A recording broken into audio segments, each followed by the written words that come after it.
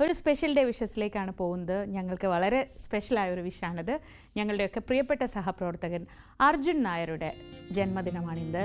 ഇന്ന് അർജുൻ ഞങ്ങളുടെയൊക്കെ ഏറ്റവും വേണ്ടപ്പെട്ട ഒരാളാണ്. എൻ്റെ ആവശ്യത്തിനും ഞങ്ങളുടെ ഒറ്റ വിളിയിൽ അർജുൻ ഓടിയെത്തും. അതാണ് അർജുൻ്റെ ഏറ്റവും വലിയ പ്രത്യേകത.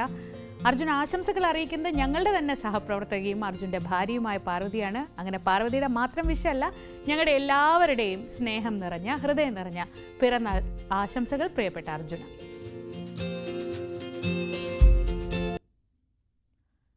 അടുത്തത് വള്ളിക്കുന്നത്തുള്ള ഹാദിയയുടെ 7ാം പിറന്നാളാണ് ഇന്ന്. ആശംസകളുമായി പിതാവ് ഷഫീഖും അമ്മ ഹസീനയും. ഞങ്ങളുടെയും ഹൃദയം നിറഞ്ഞ പിറന്നാൾ ആശംസകൾ ഹാദിയ കുട്ടിക്ക്. കുഴിവിള UP സ്കൂളിൽ പഠിച്ച വിദ്യാർത്ഥിനികളുടെ സൗഹൃദ കൂട്ടായ്മയായ സ്നേഹക്കൂടിന്റെ 1ാം വാർഷികമാണ് ഇന്ന്.